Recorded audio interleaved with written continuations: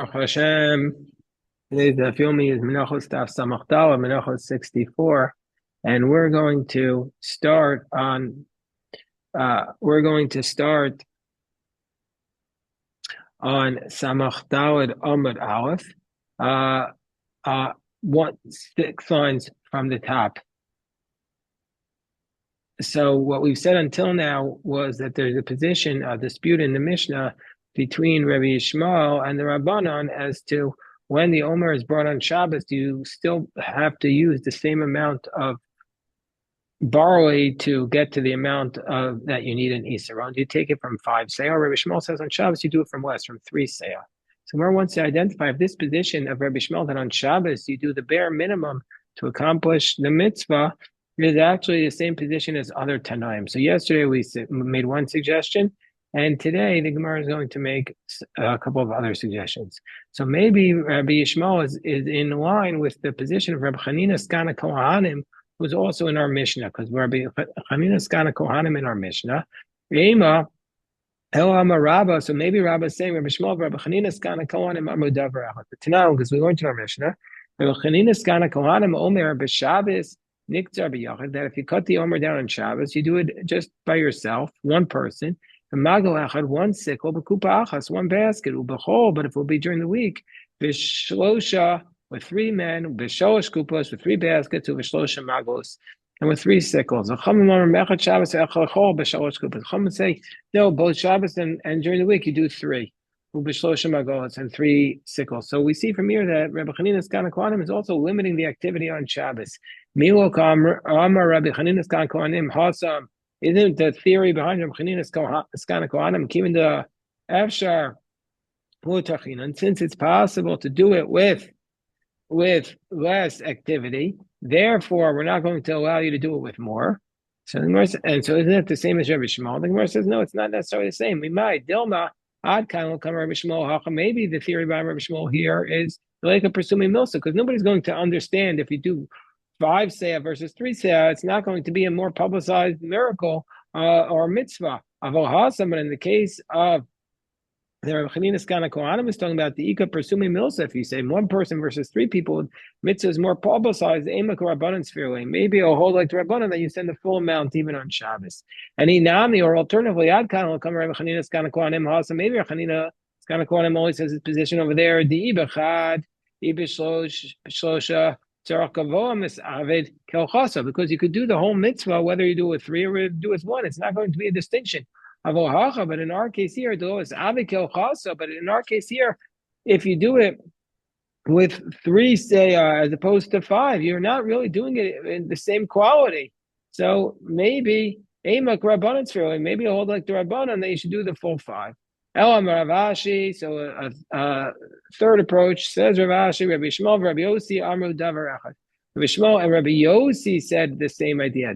Where is Rabbi Yossi? Because we learned in the Mishnah Rosh Hashanah that the witnesses have to come if they see the new moon, and they need to testify in the Bezdin that they saw the new moon. So the Mishnah Rosh Hashanah says Bein Shenir Ba'alil, Bein Shalona Ba'alil, whether it was clearly seen, in which case you know that many other people most likely saw it, or whether it was not clearly seen, the witnesses are Mechal and Olav Shabbos. Witnesses desecrate the Shabbos to come and testify. But Rabbi Yossi says in that if it was clearly seen, Mechal and Olav Shabbos. No, then you don't let the witnesses violate the Shabbos, because then for sure there are other witnesses who saw it who are closer. So don't we want to say Milama Rabbi Yossi Asam Kimin the Avshar Hotachin? So isn't Rabbi Yossi's theory, since it's possible to do the mitzvah without extra violations of Shabbos, we won't let you do it? So the Gemara says, no, it's not the same as Rabbi Yishmael. Mimai Dilma Adkan will come Rabbi Yishmael. Maybe Rabbi Yishmael's theory here is Ela Deleka. Nimtzeis Atamachshil Lasei. We don't have the concern that we have over there. Over there, in the case of the Mishnah Rosh Hashanah, concern is if you don't send them, if you don't let the witnesses go, then maybe next time nobody will show up. But over there, the Nimtzeis Atamachshil Lasei. In the case of Rosh Hashanah, Emak Rabbanan's freeway. Maybe Rabbi Yishmael hold like Rabbi like the Rabbanan, that he wants the witnesses to come. And Inami Adkan will come Rabbi Yossi. So maybe Rabbi Yossi doesn't always has this theory over there that we don't let them come and sing clearly because going in the Shabbos Litchos, because there's actually no reason in that specific case. We're going to have witnesses, and we don't want to violate Shabbos. But here, you're going to actually do it better. Therefore, Venitna Shabbos Litchos. So therefore, you could override the Shabbos Emakar Abanan Sfirah. So maybe in this case, Rabbi Yossi will hold like not like Rabbi Shmuel, but like the Rabbanan. So the Gemara says basically at the end, the Gemara hasn't established that Rabbi Shmuel is indeed like any other Tana. So now the Gemara brings up a related discussion. Imar shachat shnei chatos shel tzibor. Let's say you slaughtered 2 carbon chatos, communal sin offerings. One Kohen did it. But the community only needed one. Like on Shabbos, it was Yantif or Rosh Chodesh. So Amar Rabba v'itema Rabbi Ami. Chayav al hashniya upater al rishona. Well, in this case, we're going to say that he's exempt for the first one, but he's chayav achatos for the second one because it wasn't needed. And even if in the end the blood of the first one spilled and he needed the second one, we still say he has to bring a chatas. And even if the first one was discovered to be kahusha, meaning it wasn't before he slaughtered the second one, and then we're going to say that he shouldn't really, that he could bring a better one than the first one, still we're going to say that he's chayav achatas. So the Gemara says, does Rabba really say that if he slaughtered the second one, because the first one was kahusha, he's still chayav achatas?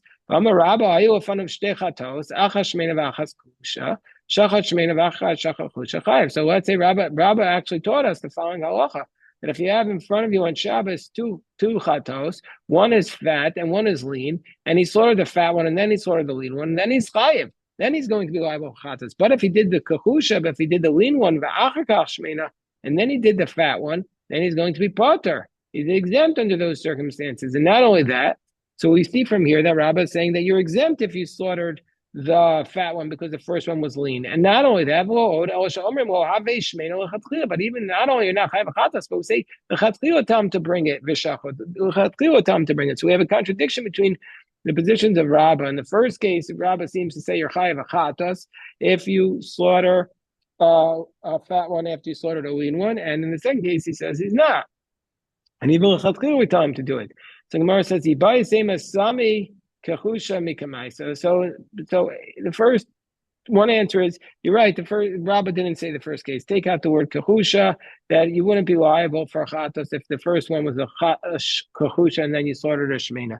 You buy the same, or alternatively, ahi Rabbi Ami Amar, or else the first teaching that we said in the name of Rabbi Rabbah, or some say Rabbi Ami. Well, it's not Rabbah; it was just Rabbi Ami. Ravino Ravashi Nimtzeis Harishona. So now let's analyze this case even more. It says Ravino to Ravashi Nimtzeis Harishona Kahusha B'mnei Me'ayin. So let's say after you slaughter the first one, I'd say after you slaughtered the first one, you thought it was a valid carbon, and you slaughtered a second one. So he slaughtered the second one, but when he slaughtered it, he didn't realize that the first one was kahusha, because it was only kahusha after an internal investigation, internal inspection. So he slaughtered the second one with a bad machshava, thinking he was just slaughtering 2. So what would be the halacha in that case?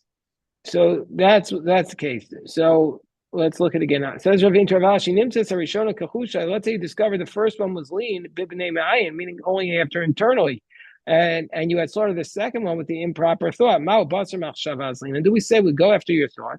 The Gavro Isura coming kavin, and he intended to do a prohibition, and therefore you bring a chata. So Dama basar ma'asav aslinan. Or do we say no? We go after your actions in the end. And your actions were fine because this first animal was a kahusha. So Amroy Lav Hainu de Rabba. The Rava, isn't this the dispute? So Ravashi says back to Ravina, isn't this the fact, the dispute between Rabba and Rabba Didmar?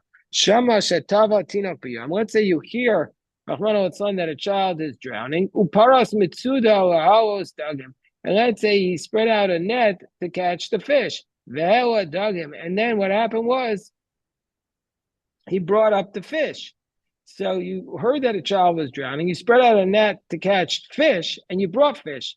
Chayiv. Well, then you're liable because all you brought up was the fish. You trapped fish on Shabbos. But Lahalos Dagim, Vehela Dagim V'Tinok. But let's say he spread it out to catch fish, but he caught fish and the baby. So Rabba Amar Chayiv and Rabba Amar Potter. So Rabba says you're Chayiv and Rabba says you're Potter. V'adkan Rabba lo Potter ela kivan deshama Amrina Nami Daiti Atinak. And in fact, the only reason why Rabba says you're Potter is because since he heard about it, we're going to say that really he intended for the child to save the child also.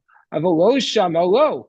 But if he hadn't heard about it, then we would say that you're chayiv in that case. So also in this case, we would go after your machshava and say you're chayiv.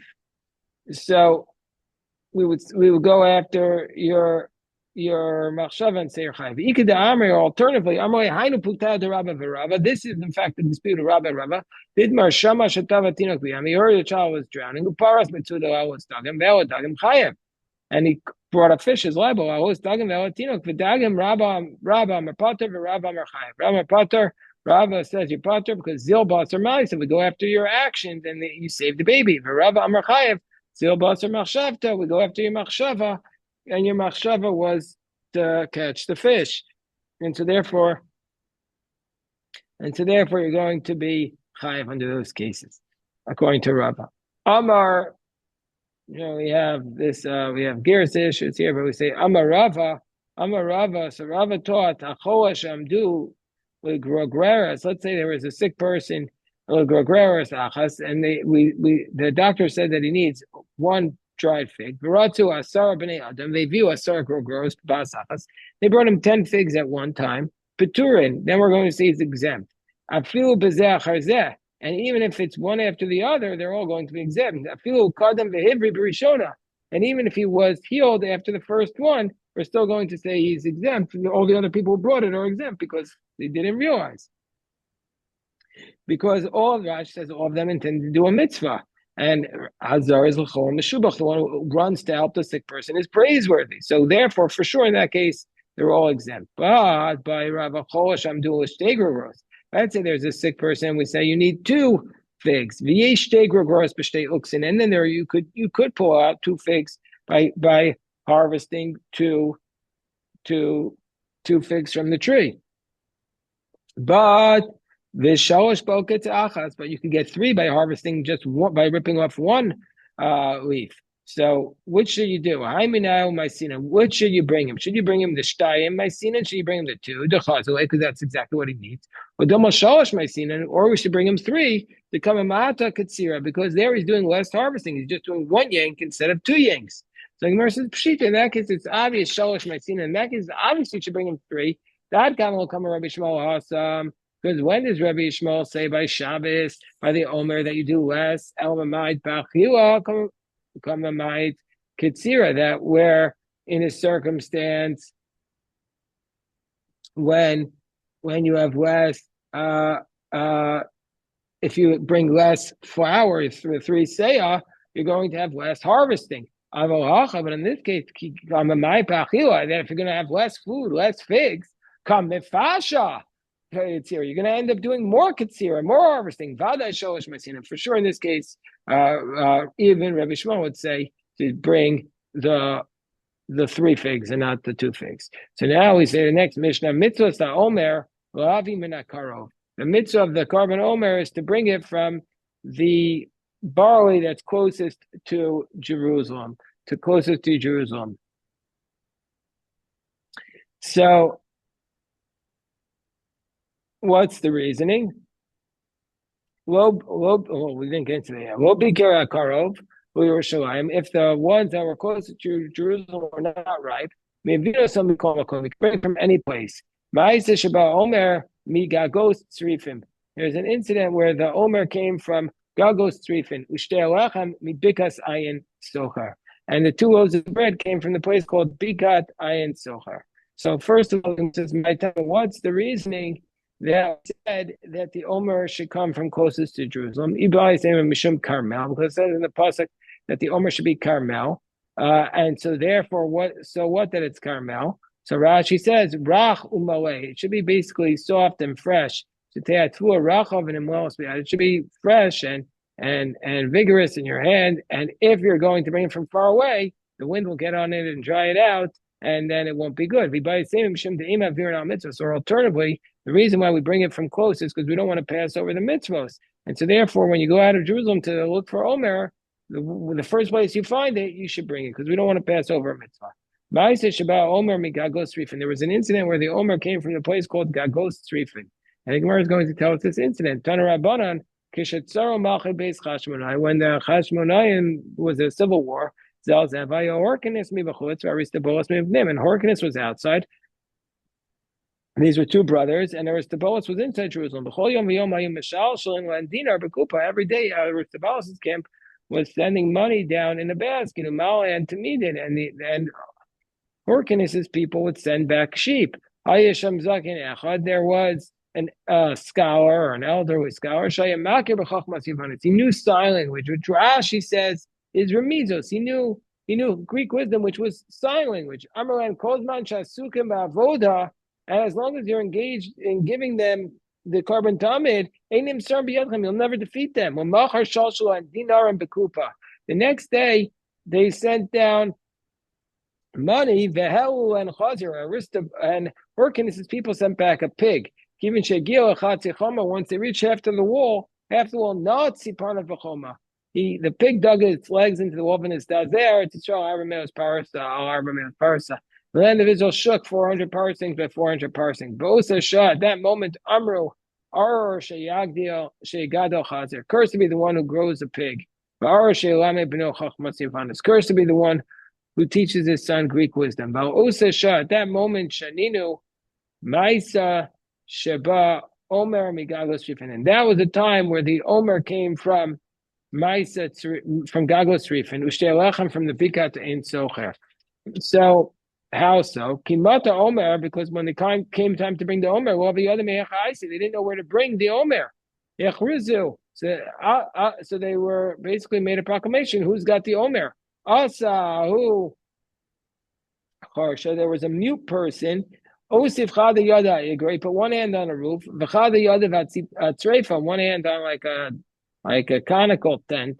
Amar Mordechai. So Mordechai said, Mika Duchta Dishma Gagos Trifin. Is there anybody here that's called Gagos Trifin, O Trifin Gagos, or is there a place called Trifin Gagos? But Kuva'ash Kachua. They went out and they found this place. So first of all, I want to point out two things about this story. Two things that are interesting to me, especially interesting. One is, we made a decree against Chachmas Yavanis, which the rabbi said is sign language. And here, the answer was given through sign language. Also, here we have the breakdown of the civil war amongst the Chashmonaim. But who saves them? Mordechai. So the Purim story is saving the Hanukkah story. We know that this is historically impossible because Purim came before Hanukkah. But anyway, this is an interesting irony. When they wanted to bring the two loaves of bread, they didn't know where to bring it from. So they made a proclamation. Also, Gavra Harsha. So there was a mute man who came, Osif Yadeh, and he put his hands on his eyes. The Chada Yada Sikra, and one hand he put on like a hole in the ground. Amar Mordechai. So Mordechai said to them, Umika Duchta Shma Ein Socher. Is a place that's called Ein Socher, or Socher Ayin, or Socher Ayin. Batku Vashkachu. They searched and they found Hanu Shalosh Nashim. They searched and they found it. Okay, so that's the second story. Now there's a third story. Once we're talking about stories of Mordechai, which Rashi says that Mordechai, this is the Mordechai that was in the time of Achashverosh, which makes this story really hard to understand because that was well before the Chashmonaim. But anyway, that's besides the point.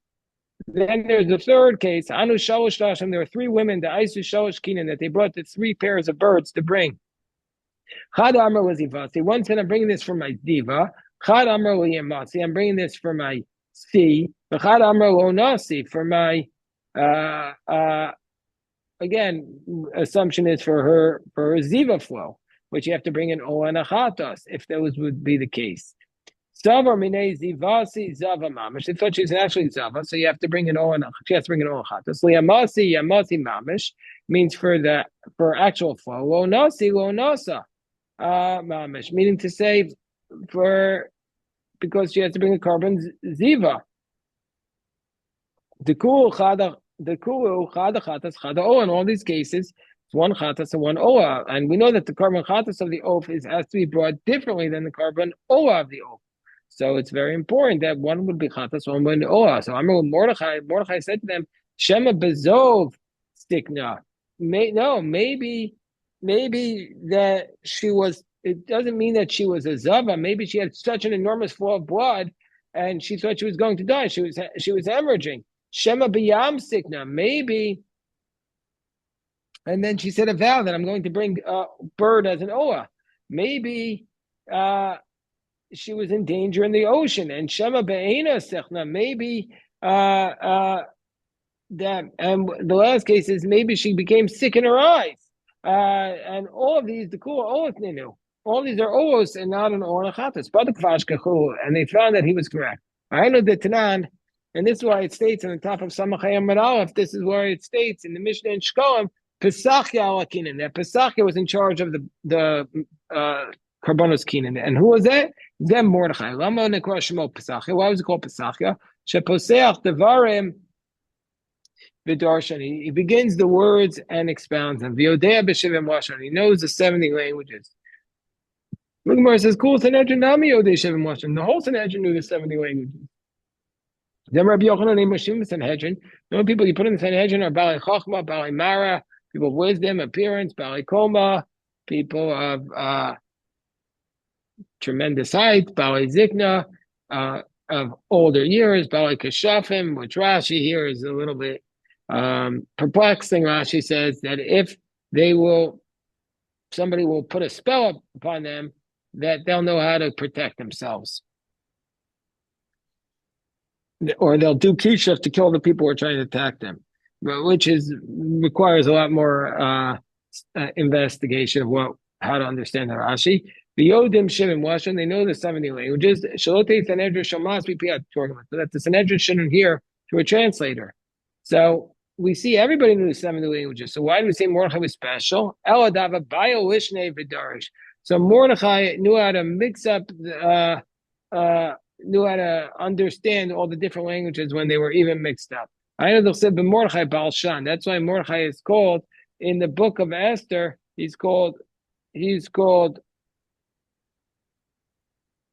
Well, actually not in the book of Esther, but in other places in Tanakh, he's referred to as Balshan, and so therefore,